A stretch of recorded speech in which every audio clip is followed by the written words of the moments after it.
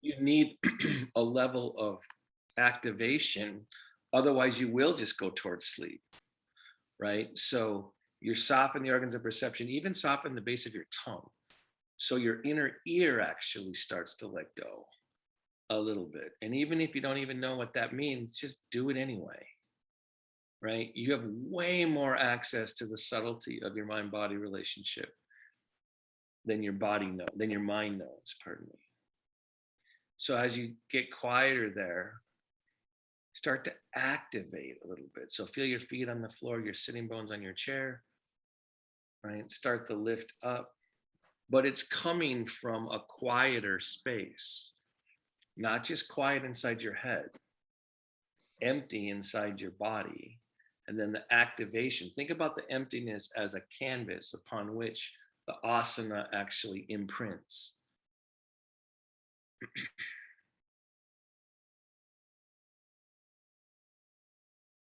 You want to both make the imprint on the canvas with crisper lines, but also expand the canvas. That's why you soften the organs of perception. Start to let go more.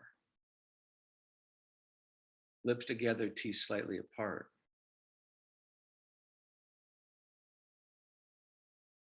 So if you're leaning back on your chair, come forward to a little bit more of an attentive. Your spine needs to be attentive. So in the past, you've heard me say things like alert stillness in the kidneys or on each side of your back. So the structure creates the rise. The dropping is always there. The spreading is integral to asana. Let go of your day. Prepare your mind to do yoga.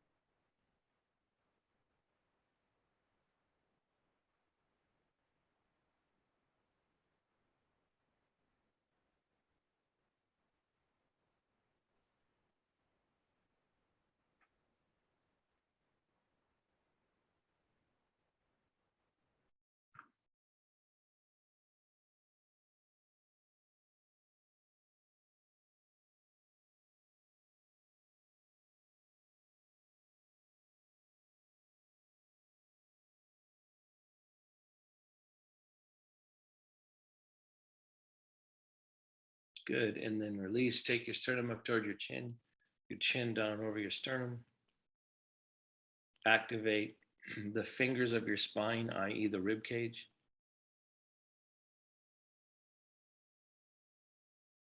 Try to equalize the breath. So the inhalation inflates each side of the rib cage equally as much as possible.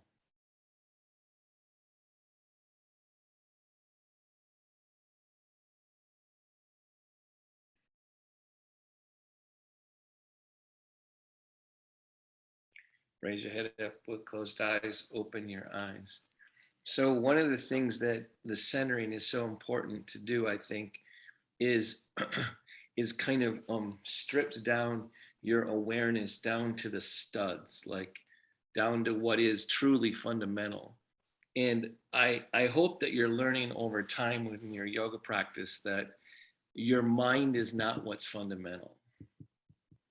It's more rich than that, right?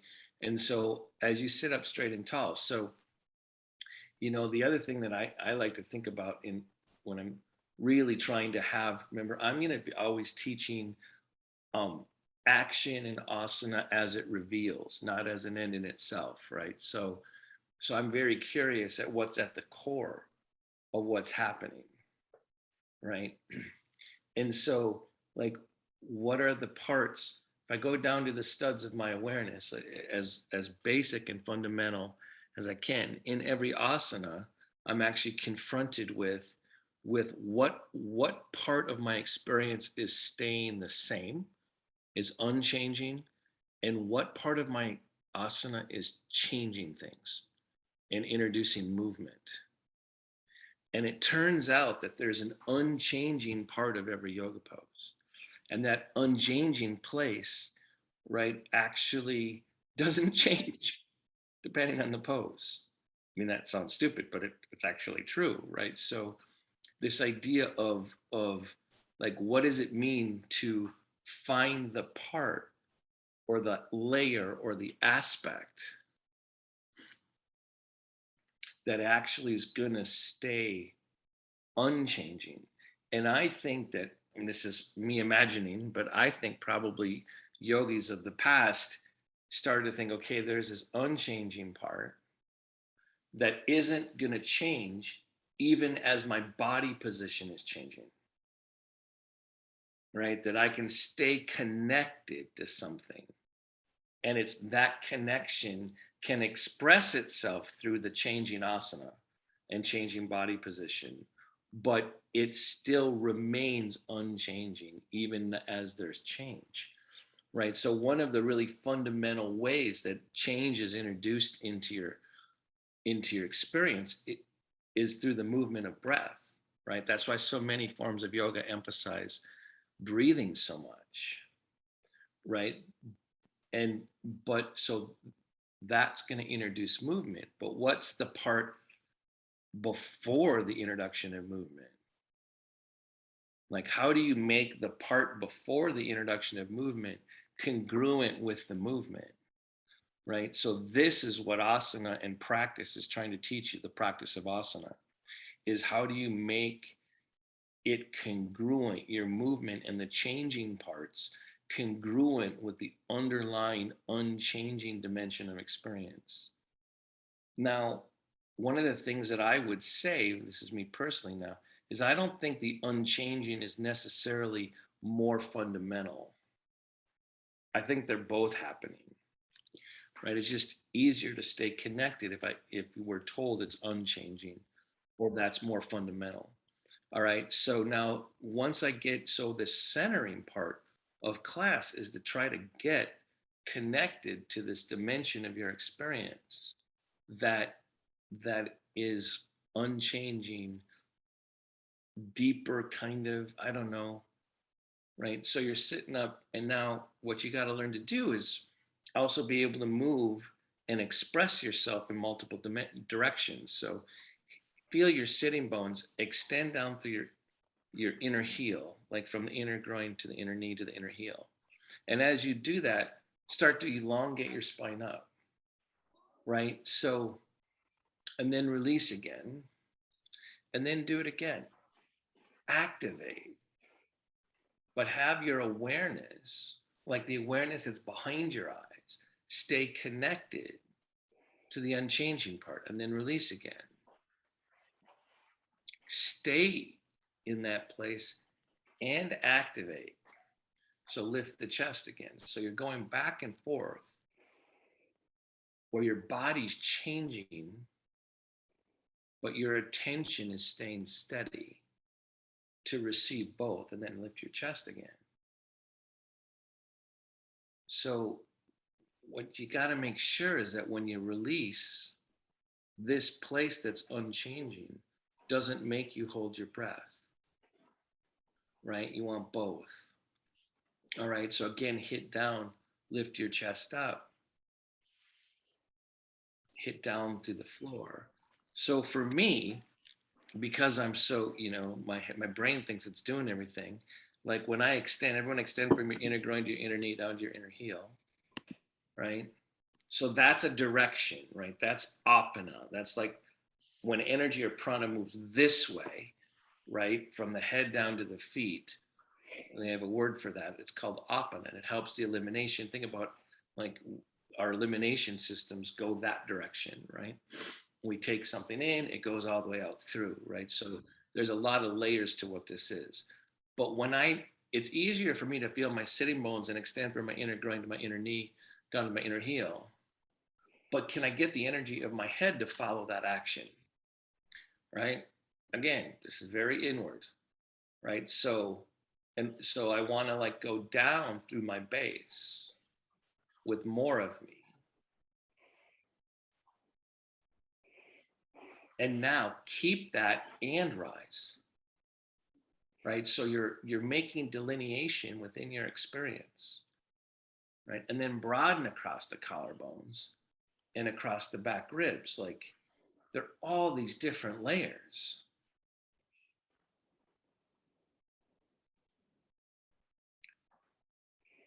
And paradoxically, staying connected to what's unchanging will help you see more of the different layers.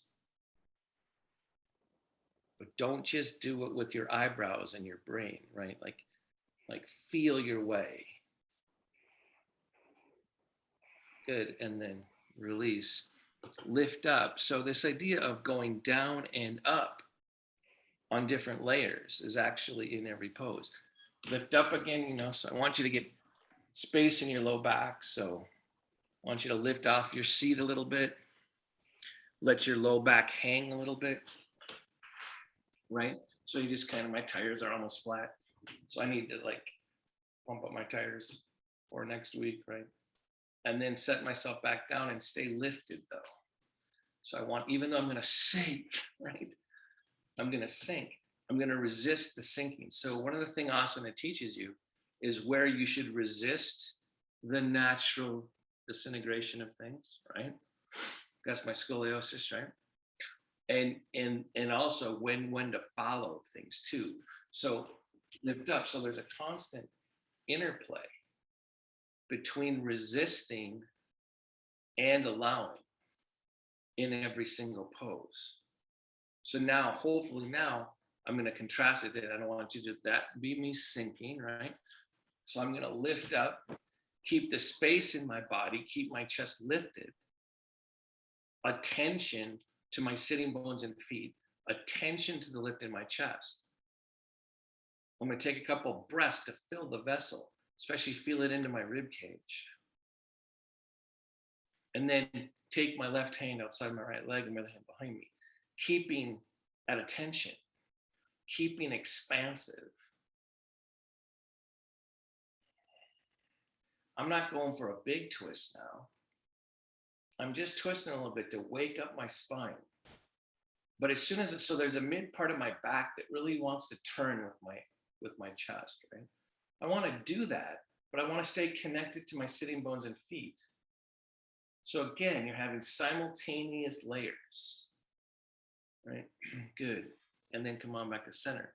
One of the big differences between a more advanced practitioner of asana and a less advanced is that while things are acting and being loud, the more advanced yogi stays connected to the whole body, but does it from a certain place of experience. So again, lift up again. Keep the spaciousness in your back because that's going to help your twist. Keep lifted and expansive, and then take your right arm outside your left leg. And again, we're just trying to like twist enough to activate energy. Using the expansiveness of the inhalation, not a huge deep breath, just enough to send energy. And then the elongation on exhalation. Because you're introducing change when you breathe. Good. And then come on back to center. Right? And then come forward. And again, lengthen your back because we're sitting so much, it's like that space in my low back. I keep saying it every week. It's going to be one of the keys to my health, right? It's going to be spaciousness in the low back. So I'm going to just pause here for a second, lift my chest, hit my sitting bones down, broaden across my shoulders. And I'm going to stay sturdy. I'm going to stay firm. And I'm going to allow for movement of my breath. And I'm going to soften my jaw on the inside of my mouth. I'm going to do all of it.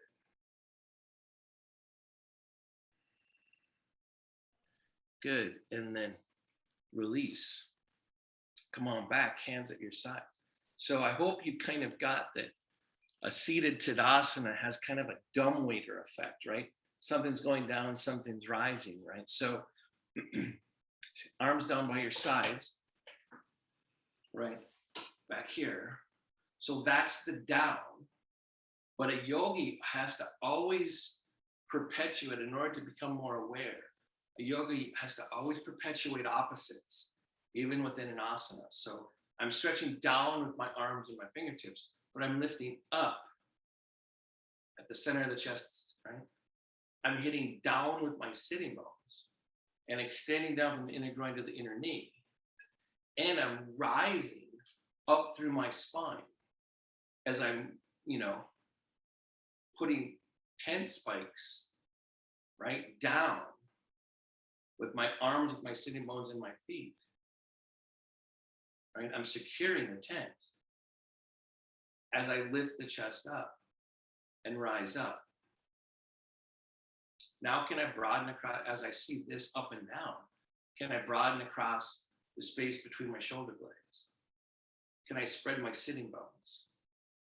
Can I feel the inner edge of each heel? Can I do this through feeling rather than through mental judgment? Can I feel my way into asana? Good. And then release. Of course, lean over to the side, get this elongation again. Remember, I'm amazed at how often, and this is from previous weeks, right? Like putting that right into where my diaphragm is. I'm amazed at how often traditional students and people that walk around in the world forget they have a torso.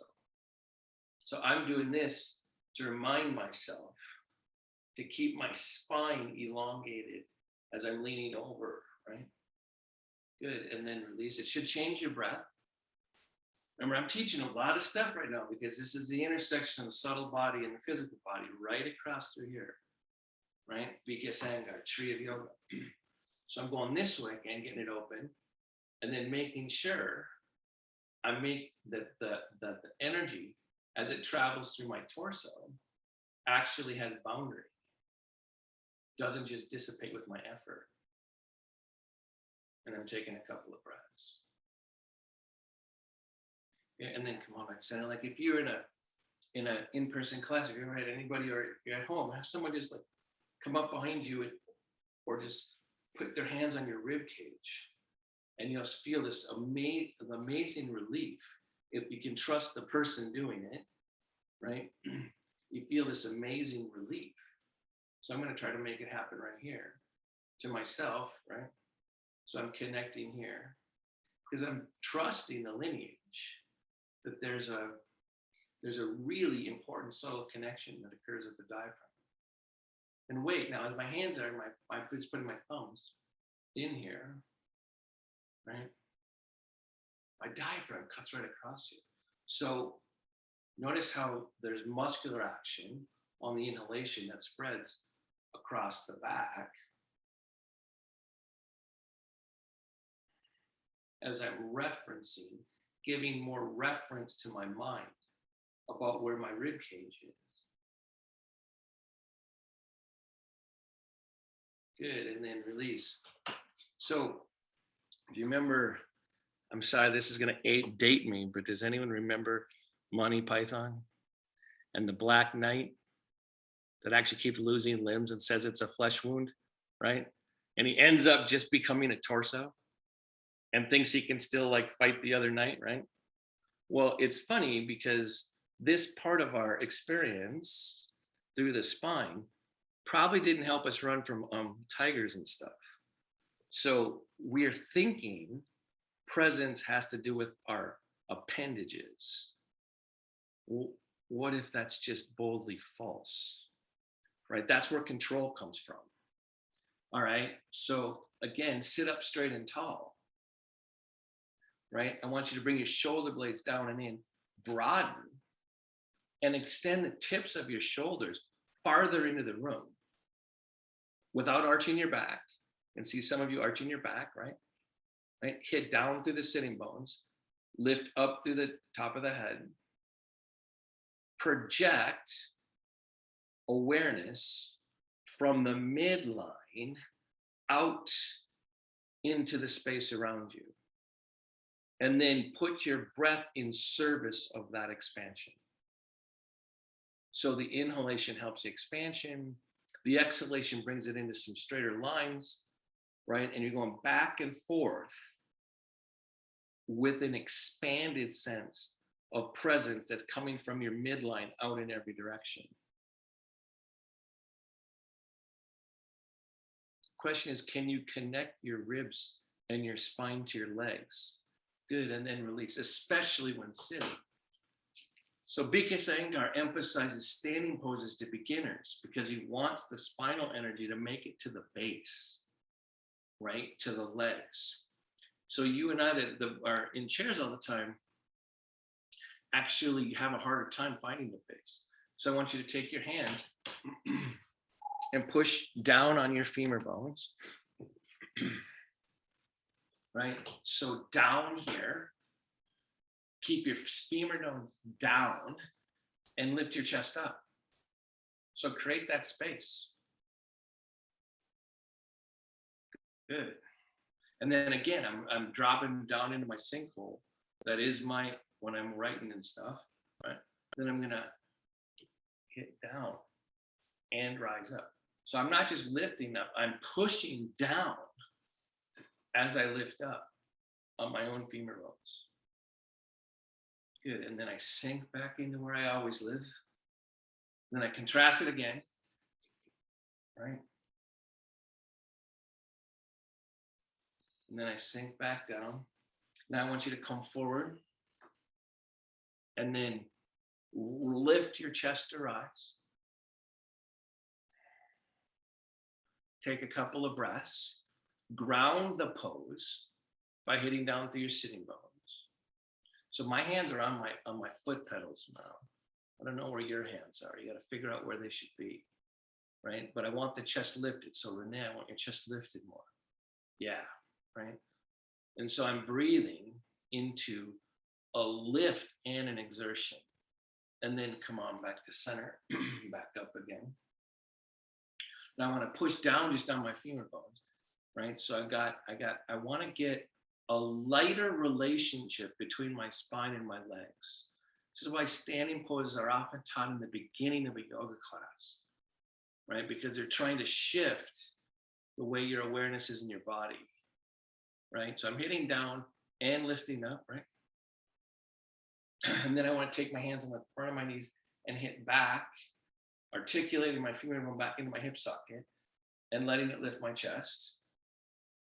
But now, as I get that, how do I activate as I'm getting the rise up because I'm physically articulating my femur bone in and up? How do I simultaneously extend from the inner groin to the inner heel? Right? So I'm getting energy going this way because of my reference. How do I hit that way to stay balanced? Where do you have to go? Good, and then release. So I'm curious, there's never one way to do anything, but I'm curious about something, right? So when I had you hit back this way in and get the rise up, and I said, so do it, so feel it. So you articulate the grounding energy to create an expansion, right? Up the spine. And then I said, okay, so now extend from the inner groin to the inner knee down to the inner heel. Where did you have to go as you're getting one part of your experience being dominated by a sensation like this? How did you get to the other level to feel both? And was it easier once you're rising, was it easier to find where your inner heel was on exhalation rather than inhalation? Does the extension from the inner groin to the inner knee down to the inner heel become more active on exhalation or inhalation? I can tell you for me, inhalation drives me this way. right, towards the sky. Exhalation sends me towards the earth, right? And so you just, again, from what perch do you notice these things in your own asana? From the unchanging part. You start to become an observer. Now I'm breathing. Good. And then release. Take your legs wide. So we're just varying, right? So I'm taking my knees farther apart. Take them off the pedals if you're sitting in a wheelchair, right? And I'm just trying to keep the variation. So now, because my feet are not on the pedals and I'm dangling, I've definitely lost some grounding, right? So I got to figure out what that means exactly. So now, again, there's a rising part, but now the downward part has to go wider into the room.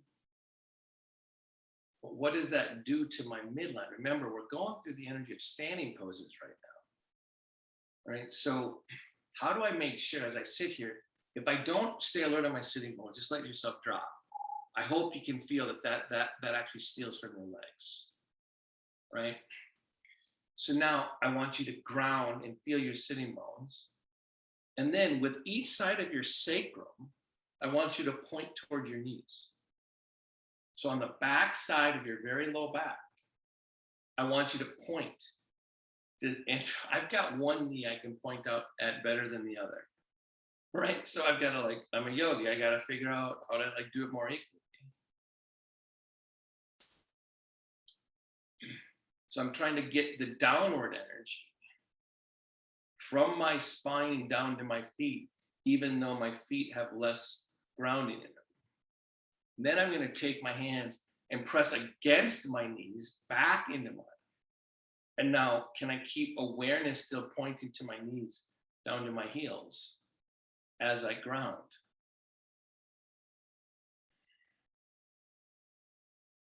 I hope you're working right now, because I am. This is a full-on ass pose, right? Like I am working here. And I'm pointing and I'm becoming. And I'm trying to keep my mouth soft and my jaw loose. Good. And then release. Bring your legs together.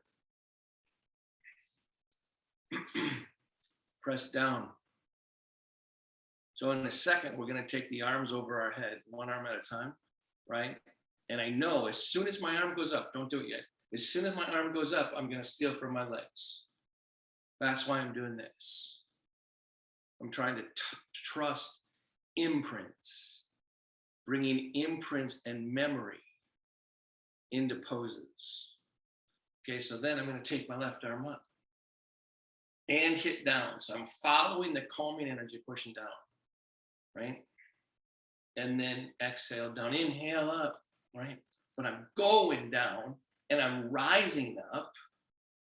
And the inside of my brain is going down through my sitting bones, through my feet. And I'm lifting my will up, pushing my will to get me up. And then exhale, inhale up. Now, can you breathe into your rib cage? Get more of your rib cage, more of your diaphragm, more of your subtle body in this action. As you breathe into your rib cage, don't lose your sitting bones and feet. Good. And then down and then back up.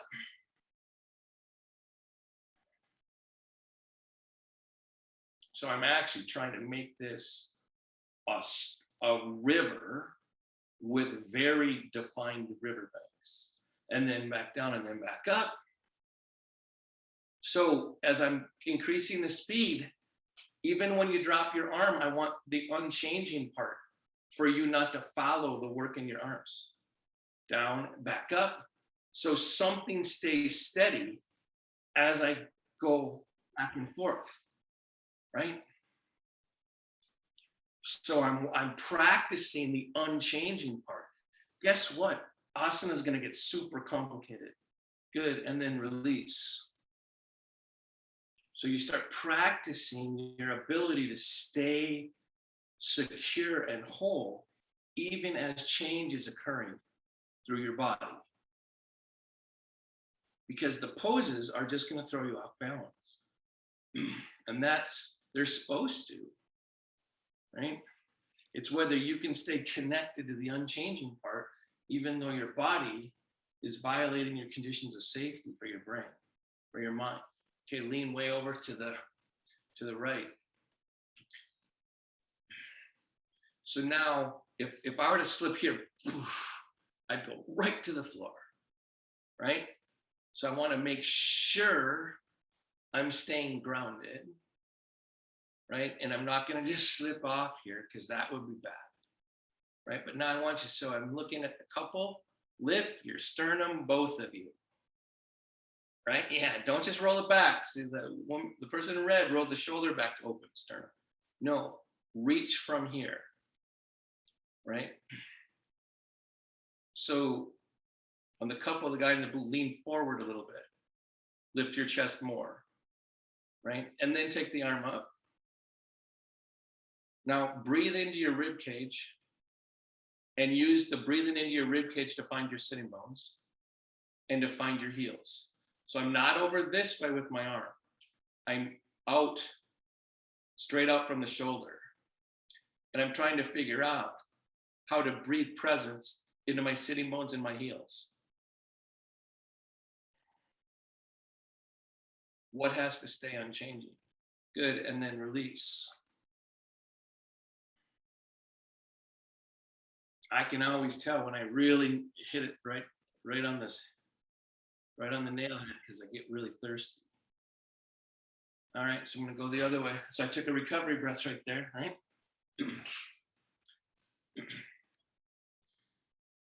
So again, I want to get this open in a way that sheds light on my sitting bones and heels. This opens and distributes awareness through the whole body. The arms come as a throw-in, right? It was always about the midline, right? Always. It just takes a lot more practice to control the midline. Now I'm trying to use my breath to help me remember the unchanging part. Inhaling into my rib cage, finding my sitting bones, finding my heels, and then exhaling and expanding into the room in straight lines.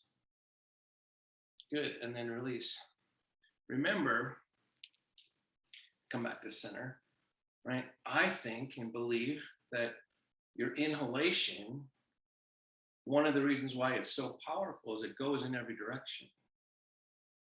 The exhalation takes all the direction and puts it into straight lines that go through the limbs, right? So again, sit up straight and tall. Make sure you have the connection between your legs and your spine. Believe me when I tell you, if you're only 20 years into yoga, there's more space between your spine and your legs than you think. All right, and then stretch your arms down. So what changed when I went from here to arm? I want to go down and change nothing as much as possible. All right, and then release. So the thing about, and then rock forward, lift up. The thing about this, and then go back over the back of your chair. The thing about this type of awareness is that it loses rhythm. So here I am just injecting rhythm back into my pose right now, right? Because I was using my breath for straight line activation, right?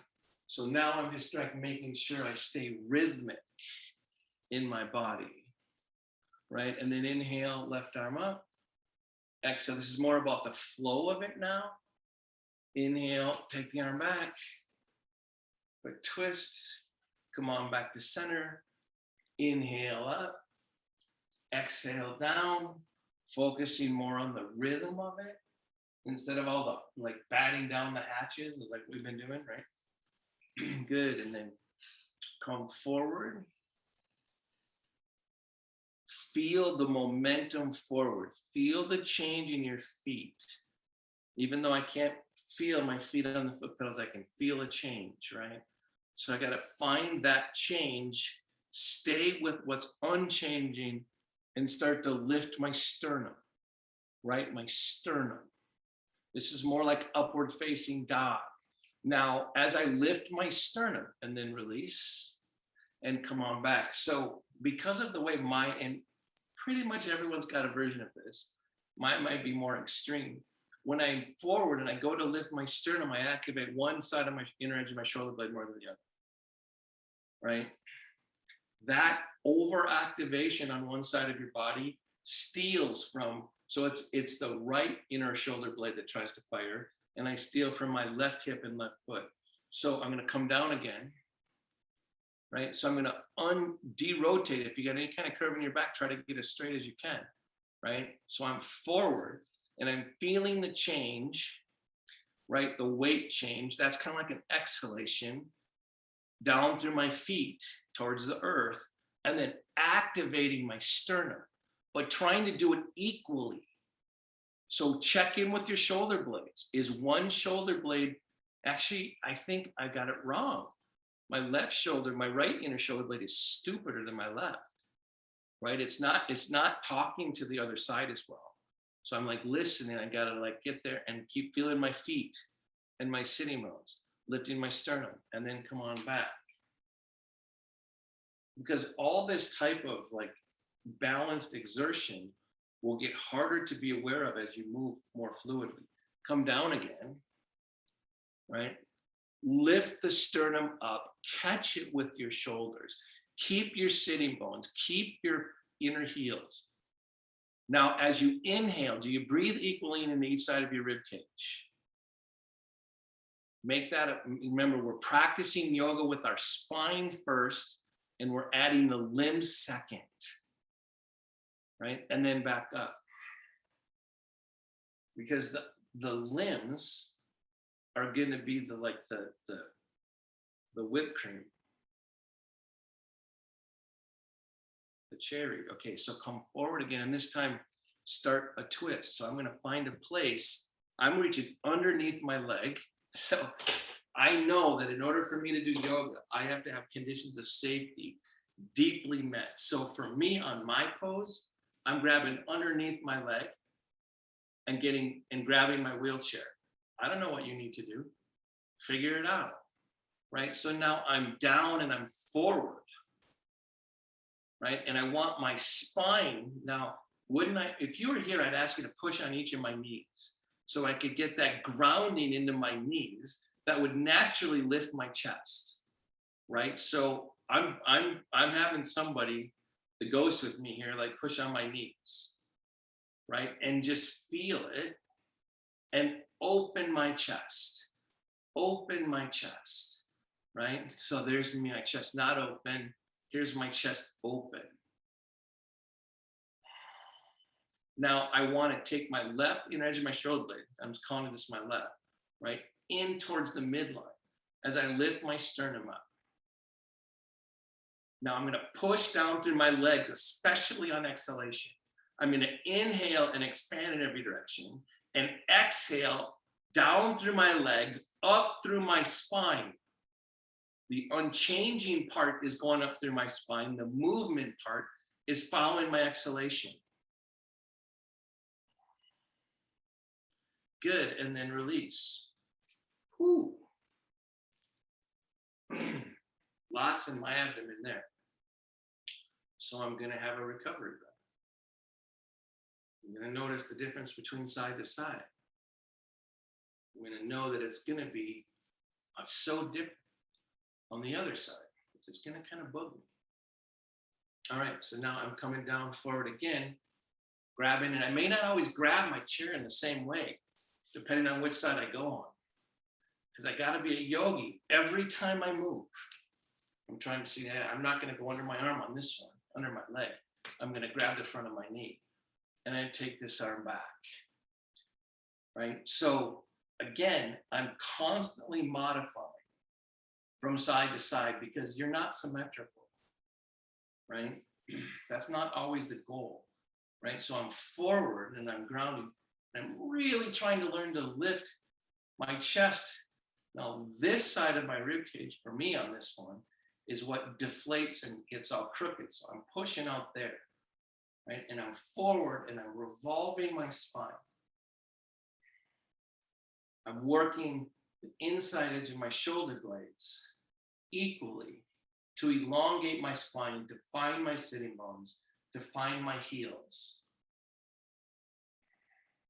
I'm inhaling and expanding in every direction. And I'm exhaling to find the earth through exertion. Good, and then come on back to center. Be in the center.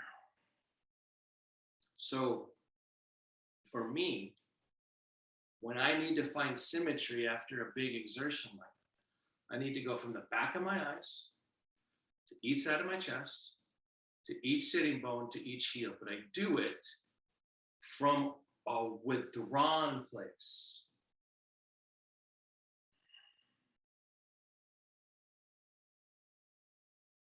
And then inhale and come forward.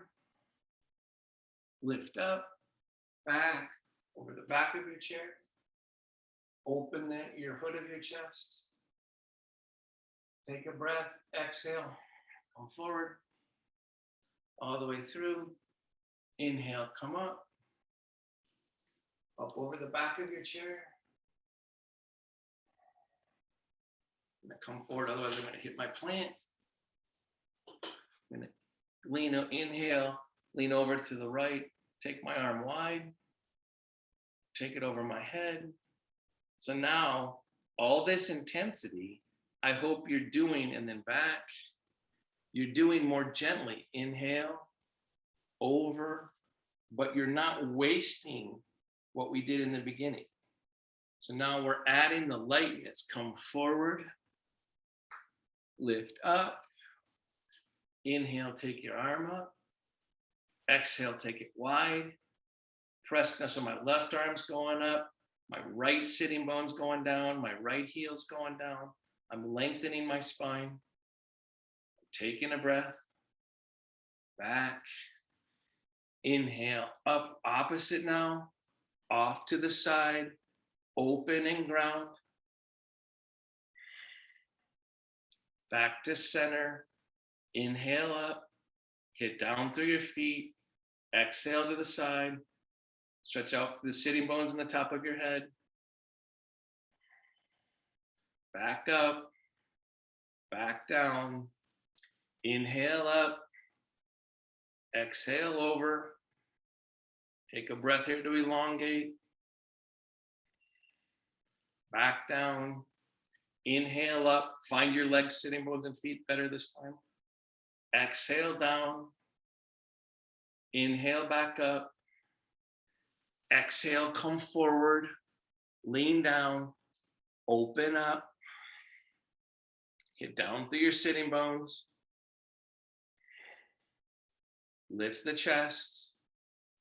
Exhale back down. Inhale up. Exhale over. Take the arm wide. Bring it over. Lift the sternum. Find grace.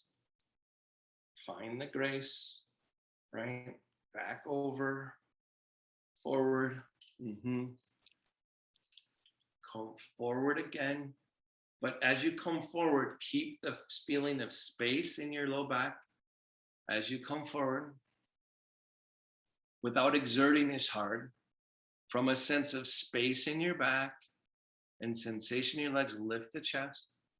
So now we're starting everything from a lighter place, not such a gripped place, right? And then go back up and over the back of your chair. Exhale forward. Lean forward, come down on your left forearm. Just gonna find my way, feel my way into this pose. Make sure I stay more connected to the room, Notice my voice doesn't have as much sharp edges. That's to help you feel the whole room, right? Take the arm up, ground your legs, elongate your spine. Take a couple of breaths. Keep this awareness of the room around you, around your arm. Good. And then come back. Come in the center. Come forward. Lift your chest. Come back over the back of your chair. Come to the center. Come down. Right? Find the revolve, right? Again, stay in the whole room. Harder for me to be in the whole room on this side, damn it. Right? So I have to like readjust from the unchanging place to find my connection to the room. Good. And then back to center. Be in the center. Find the midline. Surround the midline. Right? So I'm going to readjust. Hands on my knees. I'm trying to find the midline in a way that comes through the back of my eyes, down the midline of my nose. What does it mean? Once I start to find that, what does it mean for my shoulder blades? I let the midline readjust my pose, following the sense of the midline.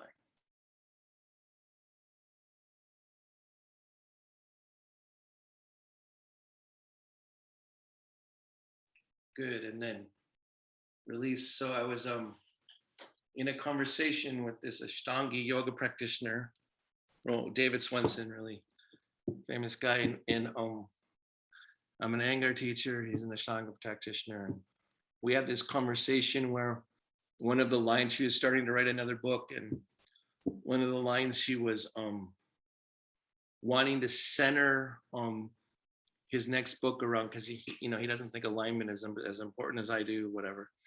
But he said, what I want to guide alignment, I wanted this line to guide my alignment, right? So exert where you must, release where you can. So if you think about what I just taught, I did a lot of getting you really centered and exerting, and then tried to make it more flowing, but not like you throw away the alignment. So you pay attention to that grounding and alignment stuff, but you practice this stuff sometimes with a lighter sense rather than a grip sense, right? And that's part of the wisdom I've tried to take from David in that conversation, was that there are times. So again, instead of hitting down through sitting and lifting your chest up and getting that low back long, like I did through the beginning of class, I want you to feel it more, right? And then the level that you need to find your sitting bones and your feet is where exert where you must, release where you can. Right? And now this message is especially important to people who live with disability, because we're used to overexerting to succeed, right? So I'm just trying to feel that. Now I'm going to bring my arm down again, and I'm going to follow this idea of where do I need to exert? Where do I need to let go? Now, this is only one way of practicing, right? Sometimes I want you to practice really with a lot more intensity, right? I'm always, whenever I ask my yoga teacher a question, I say, is it this or that? And she always says both, right? So you want to practice both. Over your head, get this rib cage smiling up towards the rest of the room. Take a couple of breaths, right? And then I'm going to come back. I'm going to ground. I'm going to come down. I'm going to figure out how to exert where I must, right? So I can stay connected to the whole room. You're going to find that all that extra intensity and exertion will actually help over time. Take your arm over your head. I got to make sure I can tell him having trouble staying balanced on my with my forearm on my leg. So I'm like watching that, taking a couple of breaths, back to center, be in the center, lighter, one arm up, everything down. Exhale, position, exert and ground where you must, release where you can as you twist. So keep the structure, right? The unchanging part, and release and feel freedom where you can. It was never about how far you come into your twist. Not for your whole body, maybe for your physical body. Right, good. And then come on back to center. And again, up, down, structure, exert where you must, release where you can, keep everything feeling like yoga.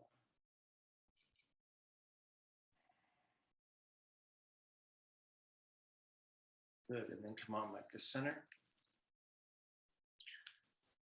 Practice the symmetry before Shavasana. So I'm not gonna sink like I would do Shavasana right away. I'm gonna try to know that my spaces need nourishment. So as preparation for Shavasana, I'm gonna hit down through my sitting bones and let there be a rise. So if you've ever been in a class, in person, and a lot of times the wonderful thing that teachers would do sometimes to students is pull out on their heels to get more space in their back. And when it happens to you, you're just like grateful. So before I start to really practice, go into Shavasana, I want to create those spaces. So that's why I'm sitting more attention. I'm using the attention and exert where I must to help me remember the spaces that are revealed by the structure, by the exertion, right? So the changing part of an asana reveals the unchanging part of the asana. It's not about the change itself. So I'm sitting here, feeling each foot, each sitting bone, each side of my breastbone, each side of my head.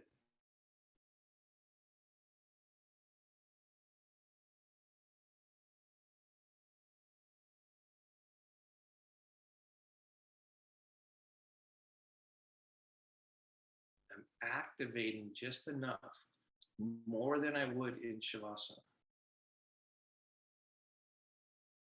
It's like you're unfolding the spaces so they can receive nourishment. Good, and then release. And then prepare yourself for some form of Shavasana, right? So I'm gonna scoot myself forward so I can let in the back of my chair, right?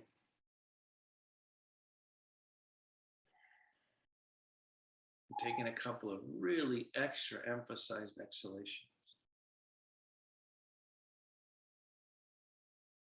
So I can let the energy drop. And as it drops, I want it to release my jaw and temples and my eyes.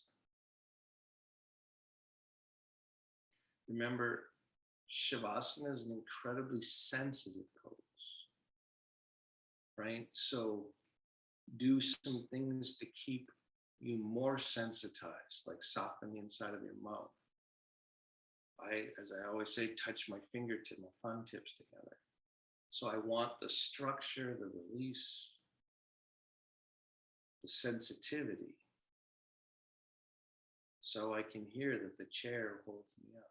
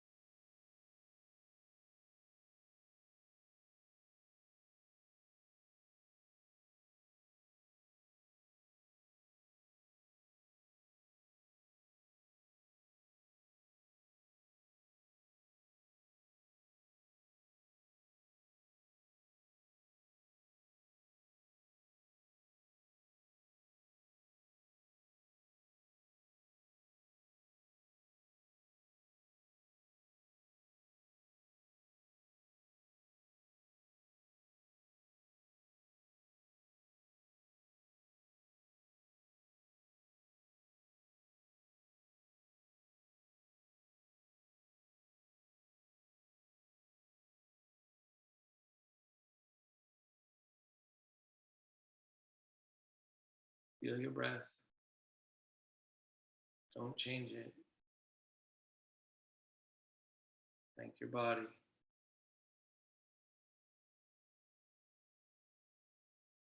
Thank it again.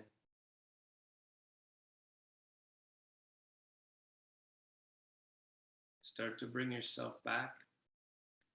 Slightly deeper inhalation. Slightly longer exhalation.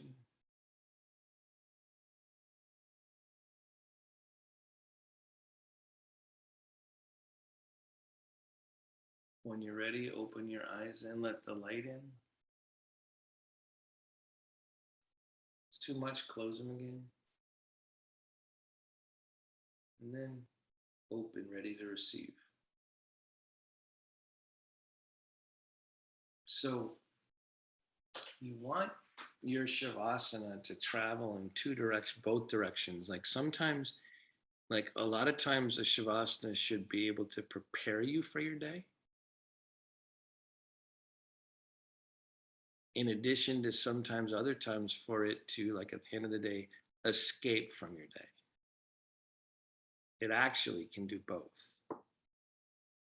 right? So don't always think about Shiva. It is release, nourishment, but it's also by grounding the empty spaces, you're actually creating the potential for activation, but from a calmer place.